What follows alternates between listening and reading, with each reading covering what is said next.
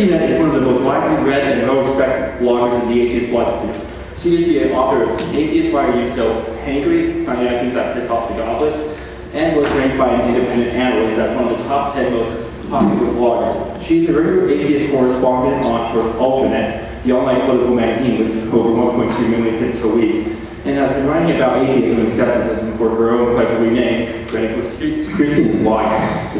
Since 2005, her writing has appeared in numerous magazines, newspapers, and anthologies, including the Skeptical Inquirer, the Chicago Sun-Times, the anthology, Everything You Know About God is Wrong. She has been writing professionally since 1989 on topics including sexuality, sex positivity, LGBT issues, politics, culture, and whatever crosses her mind. She is an experienced and entertaining public speaker, has been doing public speaking for many years. I present to you, Greta Christina.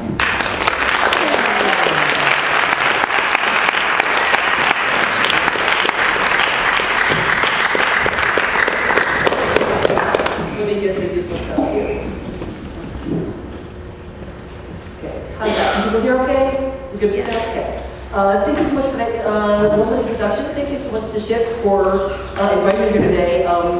Shift is the organization that puts on this event. They put this on event for free. The event is not free to organize, so they obviously are accepting donations at the door. So my name is Greta Christina, and before I get started, we're talking about atheism and sexuality today, and I want to give a very brief little snapshot of a view that some people have of atheist sexuality. As some of you may know, this event got a little bit of news coverage. It was covered in the Salt Lake City Tribune, and it was also covered in Glenn Beck's, I don't know what to call it, news media outlet. And there was a comment on the Blaze article about Sextravaganza that said, they will do anything to push their erotic whimsies. And clearly this is supposed to be terrifying. And it's like, it was like the couch is, oh, they're all going to go to hell and, you know, lake of fire and all this. And I was like, really? Erotic whimsies? You think it's like, that sounds so charming. So I hope I'm whimsical enough for you. And I also hope that nobody like read this article and thought that it was going to be this like mad orgy, you know, because, you know, really, 3 speakers in a panel discussion, that's what you get. So anyway, I'm here today to talk about atheism and sexuality. And unsurprisingly to anyone who understands how evolution works, sex is one of the most important and most powerful elements of the human experience. And religion has gotten to frame the conversation about sex, much like it's gotten to frame the conversation about, you know, everything, for hundreds and indeed thousands of years. And if we're going to work towards a world in which atheism is both more accepted and more common, we need to offer some secular ways of dealing with sex. And that's what I'm talking about today. I want to talk about ways that we can be sexual without a religious framework. And I'm going to break it up into 2 parts. First, I'm going to talk about how atheists can view sexual morality without a belief in God. And then we want to talk about how we can view sexual transcendence without a belief in the supernatural. But before I talk about atheism and sexuality, I want to talk a little bit about religion and sexuality, to talk a little bit about what exactly it is that atheists are up against and what exactly it is that we're offering an alternative to. Okay, so the first religious view of sex that I'm going to talk about today is the view of most traditional religions, especially the traditional Abrahamic religions. It's by far the most common religious view of sex. And that view is God cares who you have sex with and how. God only wants you to have sex with certain people, you know, typically a person of the opposite sex to whom you're legally married, although that does vary. Some religions, for instance, permit same-sex marriage, and other religions ban sex entirely. Not surprisingly, those religions don't do so well. Here's an important tip. If you're going to start a religion and you want it to last more than a generation, don't make reproduction a sin. Okay, and God only wants you to have certain kinds of sex with these people. Even within religiously sanctioned marriage, religious restrictions against the kinds of sex you can have include restrictions against oral sex, anal sex, sex using birth control, ejaculation outside the vagina, sex with a woman who's menstruating, the use of pornography and erotica, cross-dressing. Even non-sexual activities such as dancing sometimes get prohibited by religions because they are too sexy and they can lead to sex.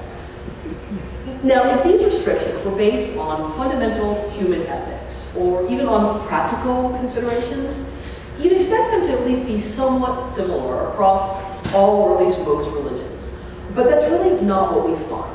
And there are a few common themes, sex that's likely to result in procreation with a person of the opposite sex to whom you're legally married. That's usually on God's yes list. But throughout history and across different cultures, when we look at religious taboos on sex, we actually see a ridiculously wide range. For instance, some religions are okay with the standard variations such as oral sex or anal sex as long as it stays within religiously sanctioned marriage. Other religions believe that God frowns on any sort of sex other than what the sex educators refer to as PIV, or penis and vagina intercourse. Fucking. Still, other religions say that certain variations are okay, but they have restrictions on other variations. They say, well, oral sex, that's obviously fine, but anal sex, that's obviously disgusting. And obviously, very famously, different religions have different beliefs about how these rules and restrictions should be applied to women versus men.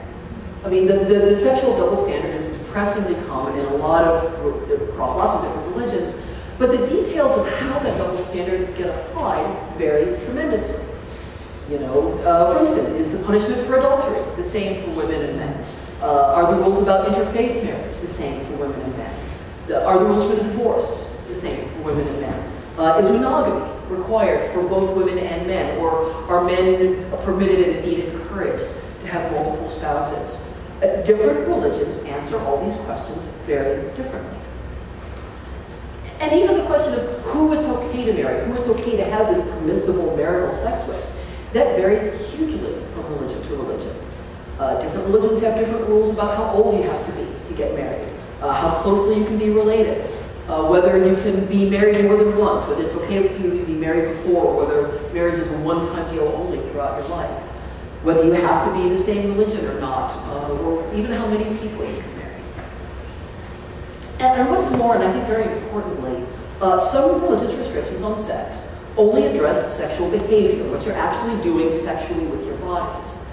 While other religious restrictions on sex don't just cover forbidden sexual behaviors, they cover forbidden thoughts and desires as well.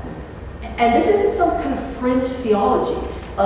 Look at, for instance, Christianity. Consider, the loving and compassionate teaching of Jesus, or who I've lately been taking to call the Jesus character in the New Testament myth. The teaching that lusting in your heart is every bit as sinful as committing actual physical adultery. I mean, think about this rule for a minute. This is basically a thought crime. I have a hard time thinking of it as anything other than a thought crime. The idea here is God isn't just angered when you have prohibited sex. God is angered when you think about prohibited sex. And this kind of religious thought crime, it has a very ugly effect of making people feel guilty and dirty for something that they can't help. For sexual desires that are deeply and irrefutably hardwired into our bodies and our minds by hundreds of billions of years of evolution as a species that reproduces sexually. Has anybody here read any of the writings of the Christmas underwear bomber? First of all, do you remember the Christmas underwear bomber? This was a few years ago, and an Islamist, theocratic, extremist terrorist tried to blow up an airplane by strapping explosives into his underwear. And it's worth reading his writings, his journal writings, about what motivated him to try to commit this crime. Because it's this window into a certain kind of religious extremism, but in particular to a certain kind of religious extremist guilt. Guilt about sex. This guy was tortured with religious guilt over sexual feelings that he believed were sinful. And he also had a lot of guilt over certain sexual acts that he thought were sinful, such as the horribly sinful act of not lowering his gaze in the presence of women. But also, he was just tormented with guilt about simple sexual desires. And we're not talking about desires that were in any way unethical if you'd acted them out. We're not even talking about desires that were particularly unusual. As far as we know, this guy was not into spanking, this guy was not into jello, this guy was not into hunting women on the subway. And this guy was not even gay. This guy had entirely conventional heterosexual desire towards women, and he was tortured with guilt over the fact that he was aroused when he was around women. And tortured with shame and fear over the idea that he was disappointing his God and that God was going to punish him terribly. The fact that he was aroused by being around women. And when you think about this is like making people feel guilty for getting hungry. It's like making people feel guilty for needing to sleep. And this is not a necessary inherent part of religious sexual morality. This is not something all religions do. You know, only a handful of the really super special ones. Again, as a reminder, Christianity. And often, the sexual ethics of religion, they're not just inconsistent with the sexual ethics of other religions, they're inconsistent with themselves. They are internally inconsistent. Take, for instance, the moral lesson conveyed by so many conservative Christian teachings. Sex is dirty and bad, and you should save it for the person you love. Sex, it's so dangerous, even talking about it can send a desire for it spinning out of control. It's wicked, it's disgusting, you should not even think about it until your wedding night. Which, if you are good little boys and girls and you hold on to your cherry, is going to be this glorious pinnacle of sacred delight. So this teaching doesn't just conflict with the teachings of different religions. It doesn't even just conflict with some really basic realities about sex, including realities that, you know what, first times often aren't that great. It conflicts with itself. It is internally inconsistent. So clearly, when we look at sexual morality religious morality about sex, we are not looking at a straightforward, unambiguous message from a perfect God. We're not even looking at a solid set of clearly thought out moral principles based on, solid ethical values. What we're looking at is an almost random set of taboos. Taboos that make no more sense than the taboos we have about, for instance, food or drugs. There are many anthropologists, the one I remember from when I was in school is Mary Douglas, who have argued that the point of taboos is to give people the feeling of control over really powerful and important areas of our lives, such as sex and food and drugs. And that the human need for taboos, psychologically speaking, is more important than the specific of what those taboos are and whether they're rational or practical. And that's what religious restrictions on sexuality look like. And they're really only peripherally or incidentally about ethical matters, such as who's harmed or what's fair. If they originally had their roots in some sort of practical ethical matters, those roots have been long gone. And they're really only peripherally about practical matters, like ensuring reproduction or maintaining purity. They're about making people feel like they have control over sex by drawing a largely arbitrary line between good sex and bad sex. Creating this essentially largely arbitrary checklist of okay sexual activities and prohibited sexual activities, and convincing themselves that this line was drawn by God. Now, granted, there are some more progressive and moderate versions of these traditional religions, such as Reform Judaism and progressive Christianity and so on. And of course, there's non-traditional religions as well, who believe that God doesn't particularly care about the details of what you're doing in bed and with whom. As long as what you're doing is, consensual and safe and everybody's happy. These aren't the most common versions of these religions, but they're not unheard of. They're not completely, fringe. And for these more progressive believers, on a day-to-day practical basis, their sexual ethics are a lot more like those of atheists and other non-believers. They're not based on what makes God happy or unhappy. They're based on what makes people happy or unhappy. But even the more progressive Christians and Jews and Muslims and so on, and even the non-traditional religions, if they believe in God, they believe that morality comes from God. And they believe that we have a moral compass and we can make our own decisions based on that moral compass. But they still think that that moral compass was put in us by God, that it has a supernatural component. And obviously, atheists don't believe that, and we're not going to base our sexual morality on it. So, what is the atheist alternative to all of this? If we don't believe that God is peeking into our bedrooms and taking notes, if we don't believe in the supernatural checklist that we have to base our sex lives on, it's like, it's oral sex, sure, we can do that, sweetie. Anal sex, no, God says that's bad. If we don't believe in that, if we don't even believe there is a God, much less one who cares who and how we're boffing, what do we base our sexual morality on? You know, without a belief in God and an afterlife, are we just looking at a sybaritic sexual free-for-all, you know, an orgy of erotic whimsy, you know, totally uninhibited by any ethical constraints whatsoever? I know there's people out there always saying, please say yes, please say yes. I'm afraid I'm going to have to disappoint you. You know, I think the obvious answer is no. Without belief in God, of course we still have sexual ethics. And all joking aside, of course we want there to be sexual ethics. You know, we don't want, I don't think anybody other than a sociopath wants a world where people's sexual behavior is completely unconcerned with how it affects other people. But without belief in God, we're free to base our sexual ethics on ethics. You know, we don't have to base our sexual ethics on God's checklist. We don't have to base it on what somebody else wrote down thousands of years ago about how God supposedly doesn't want us to do in bed. Human beings seem to have some core ethical values hardwired into our brains from millions of years of evolution as a social species. This is a somewhat new idea. It's a little bit controversial, but it's less controversial. It's gaining more ground every day. It's supported by a lot of evidence from a lot of different fields, including psychology and neuropsychology, sociology, anthropology, and so on. We seem to have some core ethical values that pretty much everyone who's not a sociopath more or less shares across cultures and throughout history.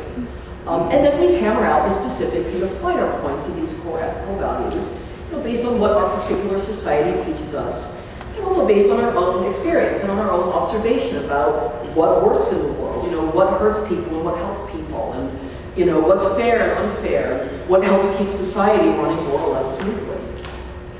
And that's what we can base our sexual ethics on.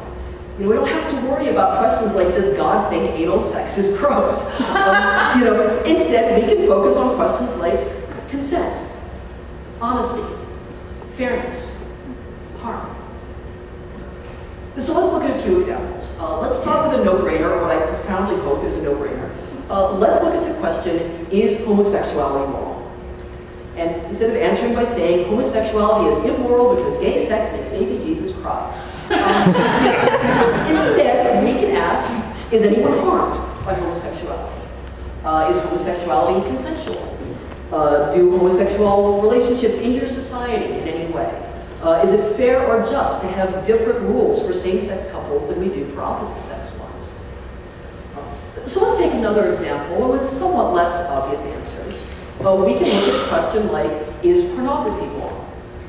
And instead of saying, our God prohibits us from viewing sexually explicit material, that's on the no on God's checklist, we can ask questions like, is there any good evidence that pornography consistently affects people's sexual behavior in a negative way? Or is the effect of pornography on people positive on the whole? Or on the whole, is the effect of pornography on the people who use it more or less neutral?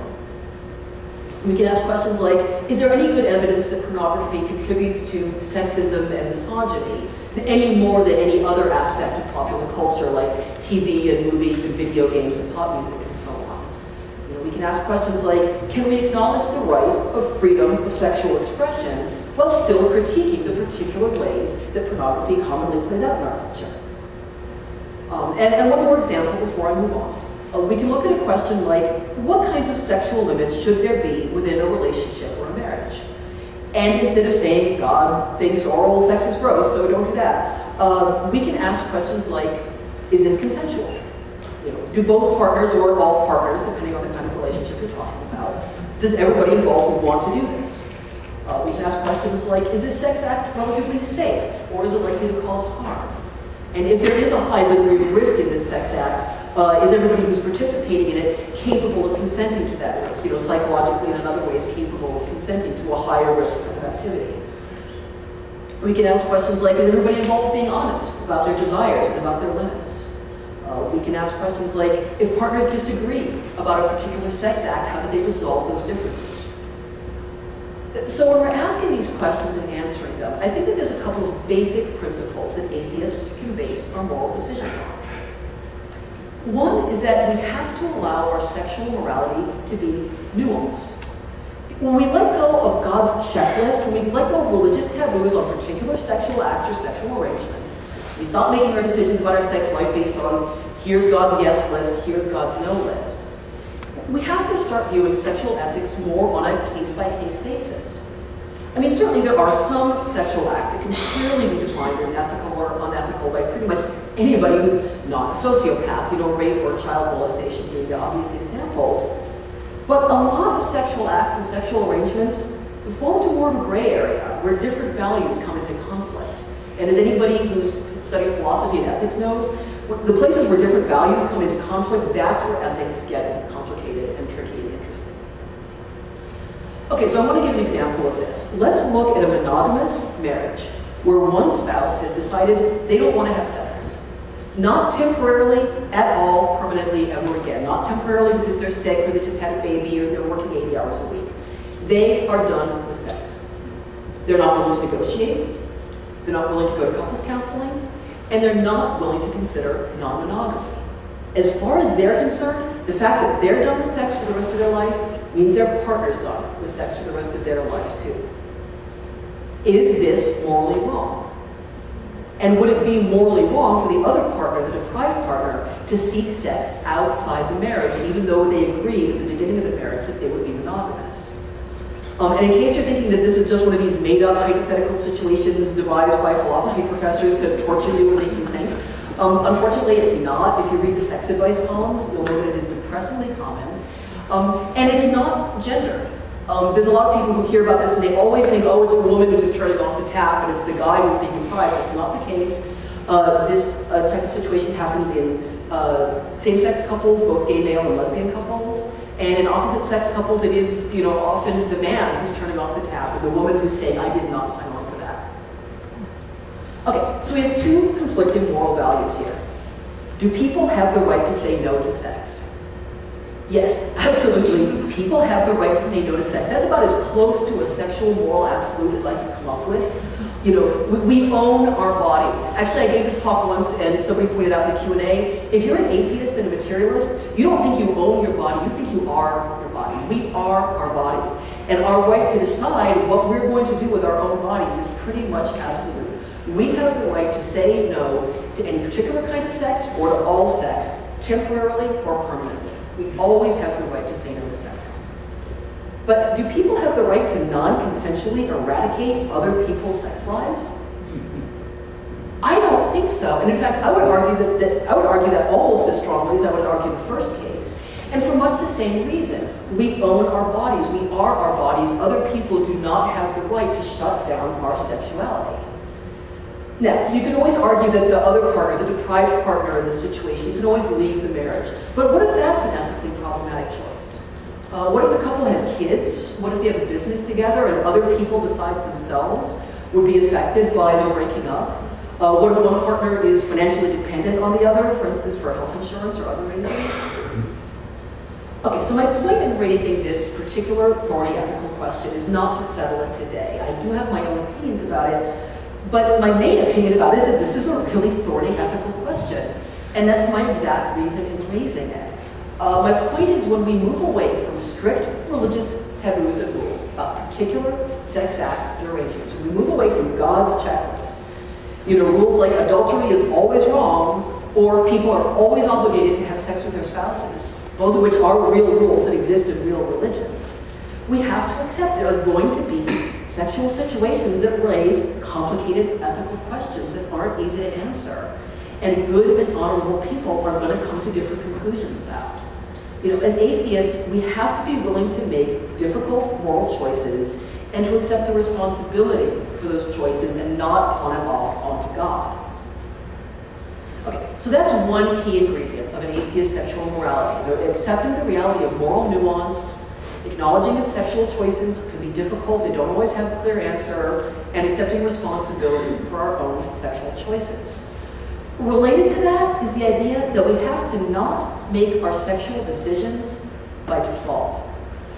What Dr. Diamond was talking about, so some of what Dr. Diamond was talking about earlier today was really resonating with me and made me think about this part of the talk. Way too many people take major, serious steps in their sexual lives based on this external social timetable, you know, without thinking carefully about whether this is really the right time for them to make that step or even whether they should make that step at all. Way too many people decide when in a relationship we should stop seeing other people.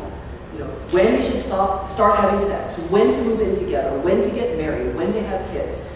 Not because it's what's really right for them, not without even thinking about what's right for them, because just that's what's next, that's what's done. It's time, honey. We've been together for 6 months, it's time for us to move in. We've got to get going. And lots of people think about these sexual decisions in terms of when to do them, without thinking in terms of whether to do them. We have choices about whether to move in together. Whether to stop seeing other people, or whether to stay, non-monogamous, whether to get married, whether to have kids, whether to even get into a serious relationship at all, or whether maybe being single is what's best for us temporarily or permanently. Making these decisions by default, without careful consideration about what's right for you and your partner or partners, it's not fair to you, and it's definitely not fair to your partner.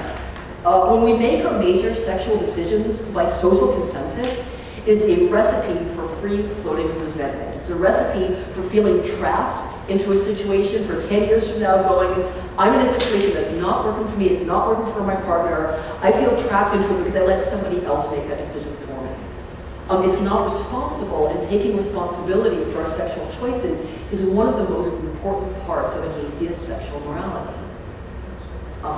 Another important part of an atheist sexual morality is we have to be reality-based.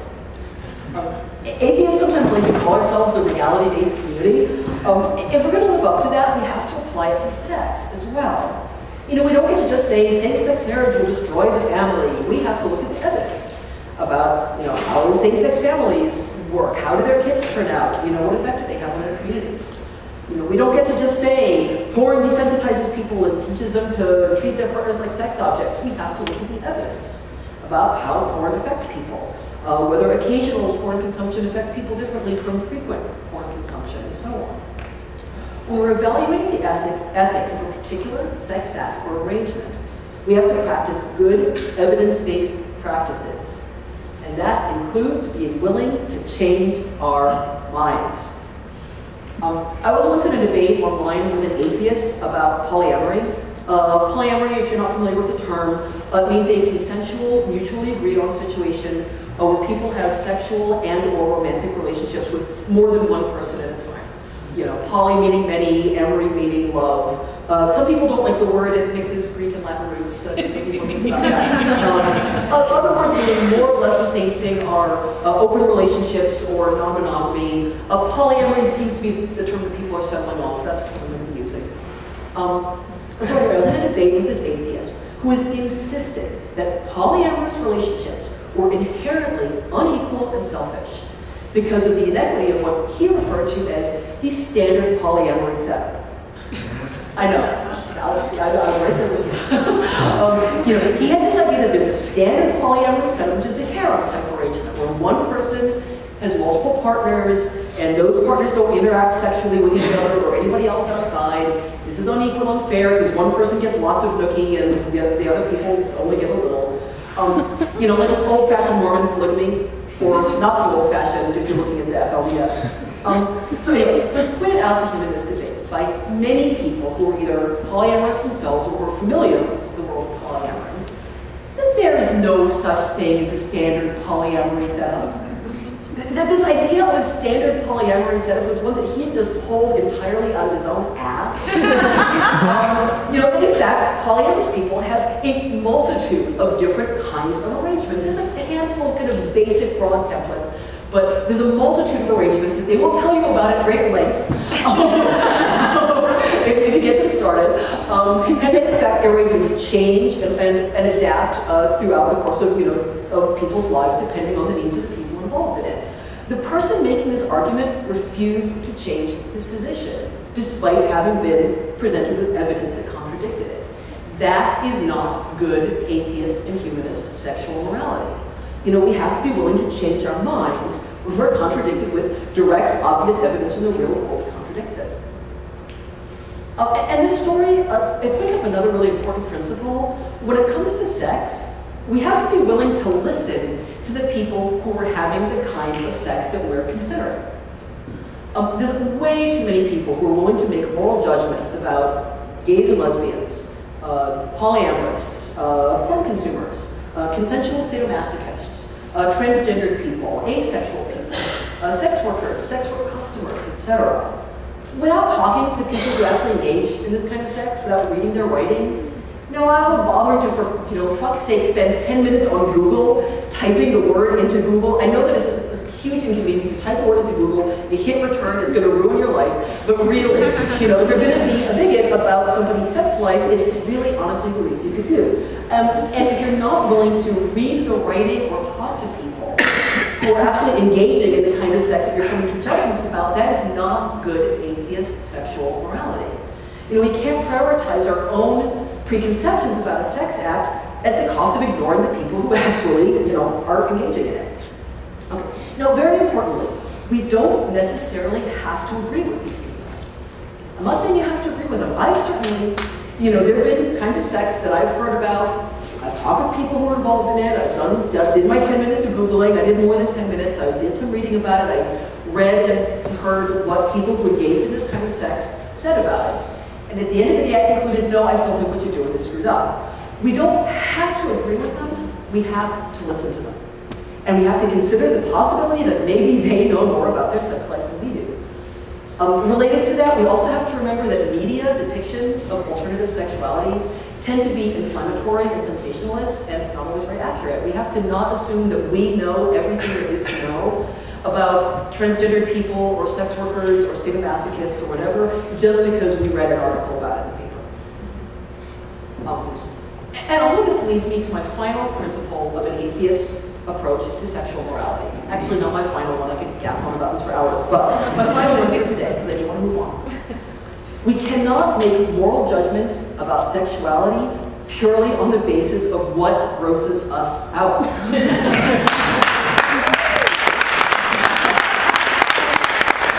This is a surprisingly difficult principle for many people to grasp, including atheists and skeptics.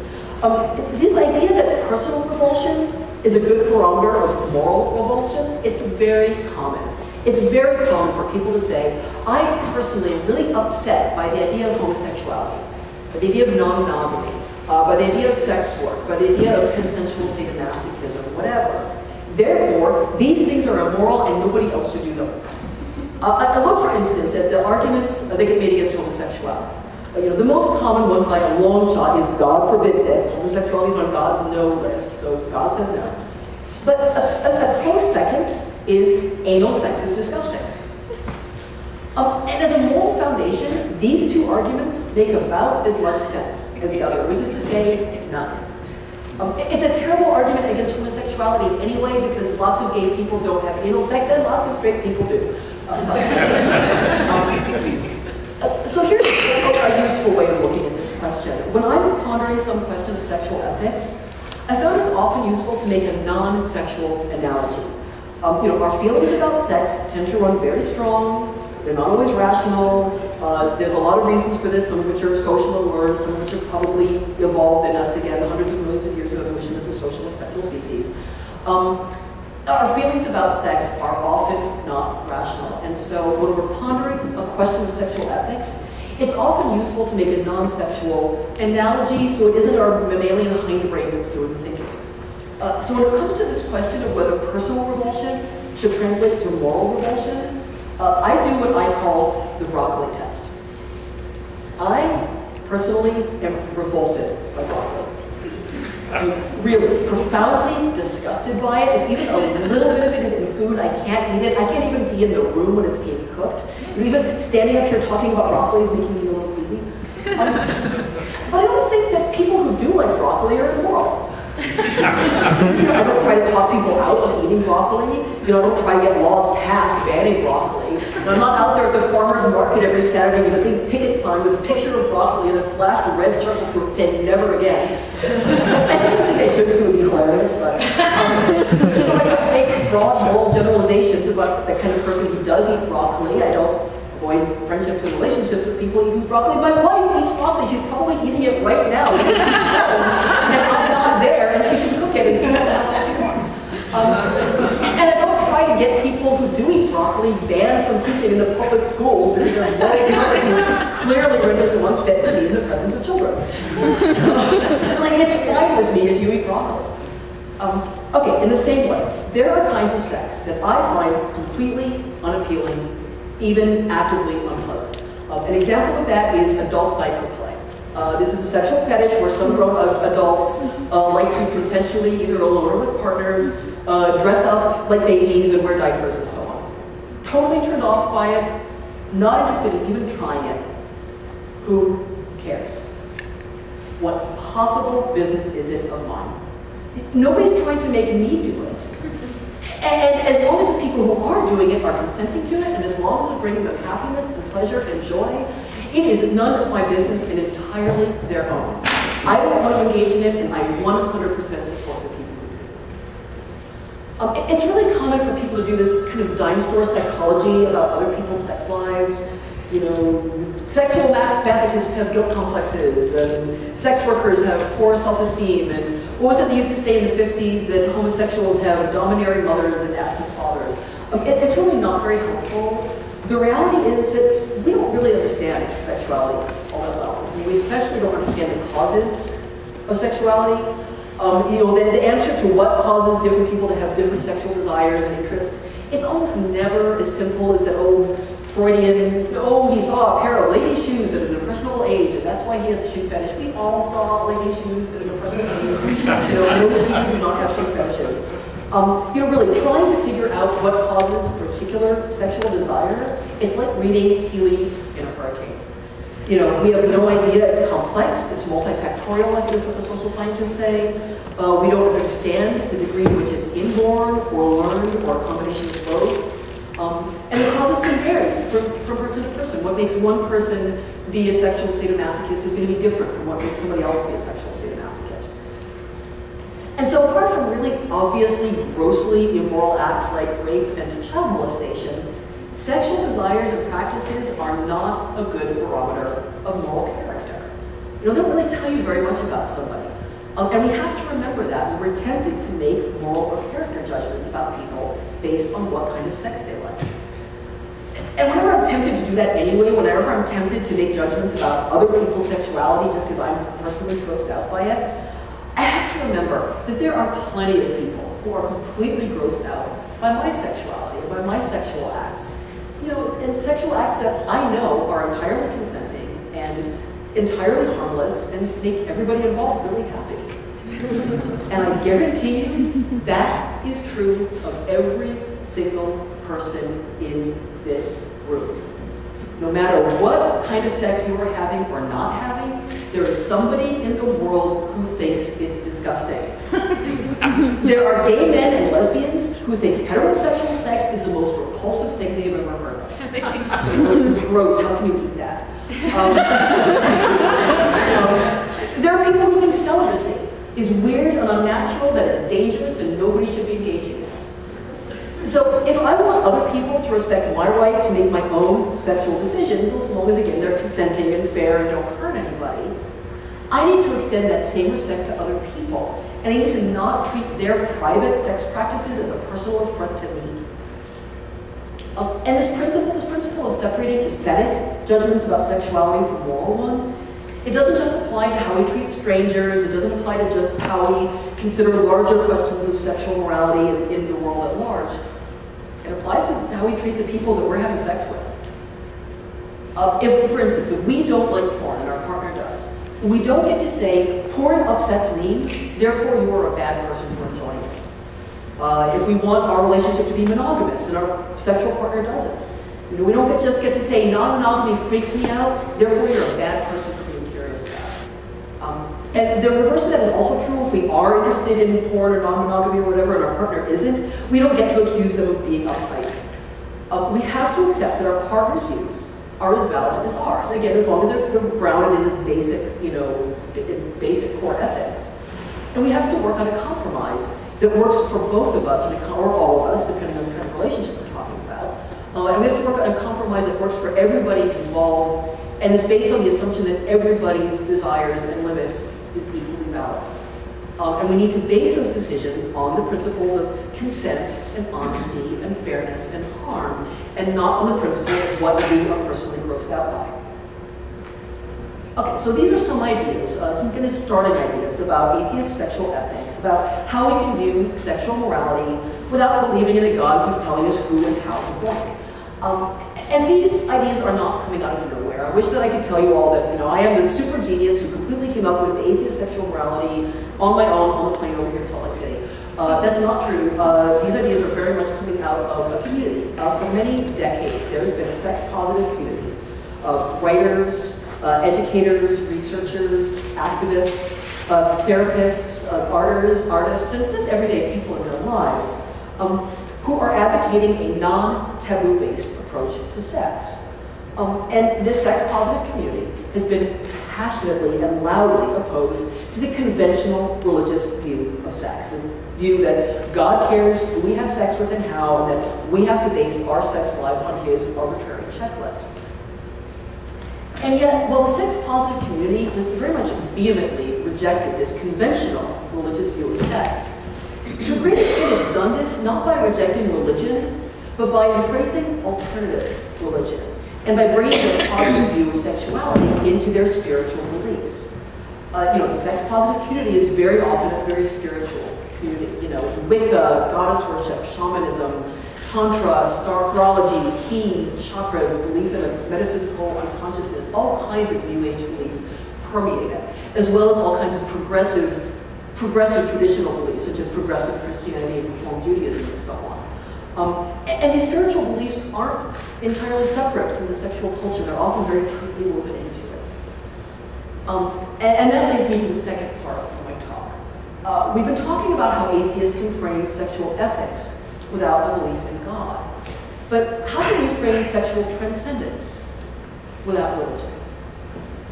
What alternative can we present to the religious and spiritual view?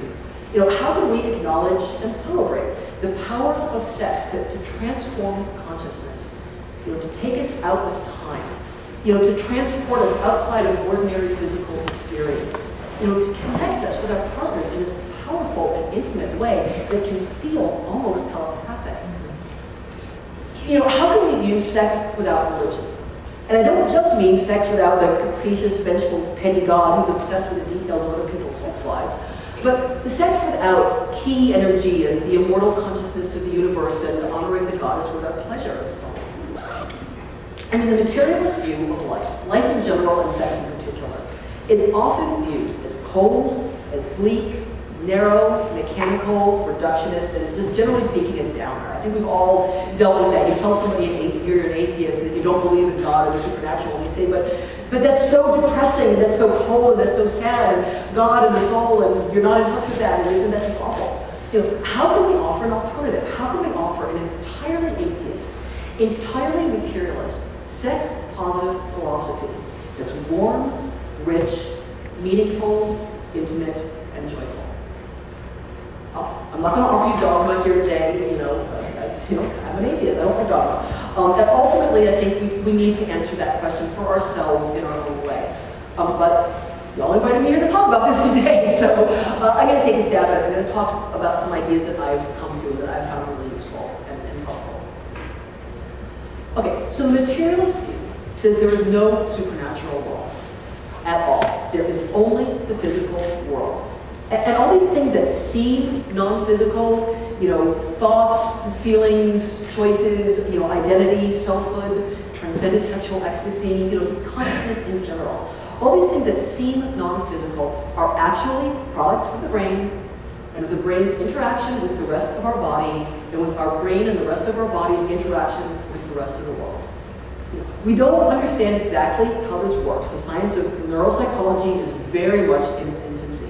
But the overwhelming evidence we have right now is that it seems to be so. There's more evidence for it every day. We don't really understand what consciousness is, but whatever it is, we are pretty darn sure that it's a physical product of the brain. And to me, this is not a downer. This is magnificent. To me, this idea that out of nothing but earth and water and sunlight, these incredibly complex complex living beings have developed. And developed not just with life, and not just with consciousness, but with the capacity to create the experience of ecstasy for ourselves and one another. I mean, that is jaw-droppingly astonishing. You know, we can create the experience of joy. We can create the experience of deep, expansive pleasure that takes us outside of ourselves and into each other. And we do it through a complex rearrangement of the energy of the sun and the atoms and molecules of the planet. That is magnificent. More than any spiritual belief I ever held, that makes me feel both humble and proud. That makes me feel intimately connected with the universe in a way that no spiritual belief ever did. What's that old hippie song about how we're stardust made of billion-year-old carbon? You don't have to believe in metaphysical energy to think that that is wicked cool. We are made out of stars, and out of stars we are creating joy. That is amazing. Okay, so there's something else too. When you look at human beings from a materialist standpoint, and especially from an evolutionary standpoint, not as special spiritual entities, not as children of the goddess, just as another twig on the evolutionary tree, that view puts sex front and center in the human experience. Sex has an immensely important role to play in evolution. Darwin wrote an entire book about sex. Why does sex feel so good? Sex feels good because sex evolved to feel good. Sex feels good because evolutionary forces very strongly favor animals who really, really, really like to boff. Now, that's an oversimplification. If there's any evolutionary scientists there, they go, oh, what? Wait. And yes, that's an oversimplification. For one thing, evolution can also favor animals who are picky about their sex partners, and also not all reproduction is sexual. But it is a huge part of the picture. Now, of course, birth control and other, how shall I put this delicately, non-reproductive sexual practices, they've been shifting this picture somewhat for human beings, increasingly for human beings, and especially increasingly over the last century or so. Reproduction has been put into our conscious control, and reproduction is increasingly being set apart from sexual pleasure. And there's also a flip side of that, which is non-sexual reproductive practices, such as in vitro fertilization. You know, and I'm totally fine with that. I think that's awesome. You know, without getting into too much, TMI and inappropriate detail about my own sex life is entirely non-reproductive. I am a lesbian identified bisexual who does not have kids and who does not want kids and is not ever going to have kids. You know, my DNA is hosed. Sorry guys, not going to happen. Nice try, but give it up. Bad job. It ain't going to happen. And I am in fact entirely in favor of sex shifting away from its original evolutionary function of reproduction. And in fact, I would argue that many of the most beautiful and valuable and deeply meaningful parts of human experience happen when we take these really deeply wired evolutionary drives and transform them into something that goes beyond simple survival and reproduction. I mean, we took our animal need for palatable food and we turned that into chocolate souffles with caramel sauce. We took our human ability to make and use tools, we turned that into the Apollo moon landing. We took our uniquely human ability to communicate precisely through language, we turned that into King Lear. And that is awesome. And the same is true for sex. We've taken this deeply hardwired urge to replicate our DNA, and we've turned it into this intense, delightful form of communication, intimacy, creativity, personal expression, community, and love, regardless of whether any DNA gets replicated in the process. But it's undeniable that these evolutionary forces, this evolutionary drive for our DNA to reproduce, that is where the roots of sexual pleasure lie. And they are roots that go back hundreds of millions of years. So what does this mean? Okay, so according to a materialist viewpoint, this capacity for transcendent sexual joy, it is hardwired into our brains. Deeply and powerfully, it is a crucial, central feature of our lives, deeply wired by hundreds of millions of years of evolution. And this means a couple of things. Part of what it means is that suppressing and trivializing sex is really stupid and really futile. It's dangerous, it's harmful, it is a cruel, pointless crusade against the deeply laid prey of our nature.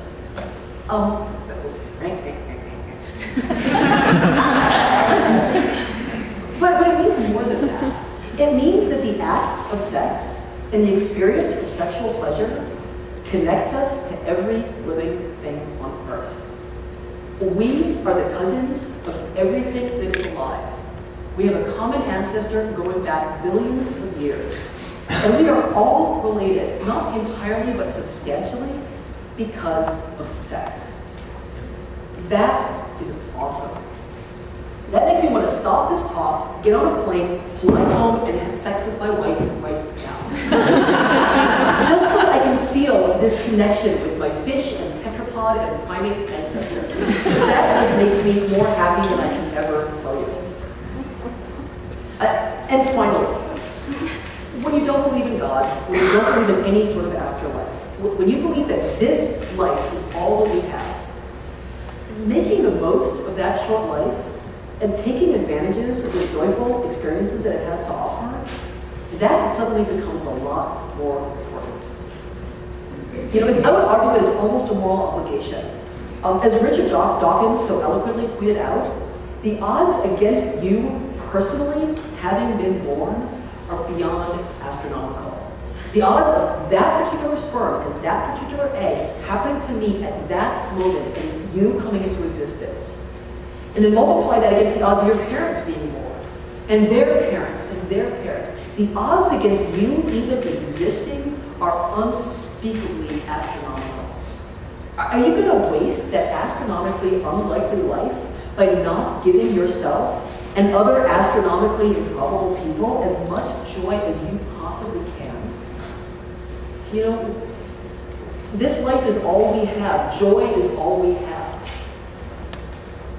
Okay, now this doesn't mean, as many anti-atheists claim, that without belief in a God or an afterlife, we would just behave entirely selfishly and with no moral compass. It doesn't mean that we're going to have the erotic, whimsy Satan orgy every day.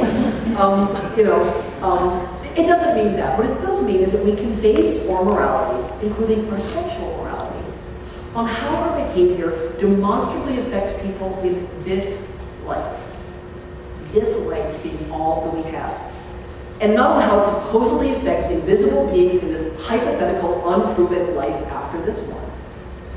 And it means that as long as we don't cause harm to people in this life, it's not only acceptable, it's not just morally neutral, it is a positive and meaningful good to engage in any activities that bring joy and epiphany and meaning to ourselves and to one another, including, and maybe even especially, sex.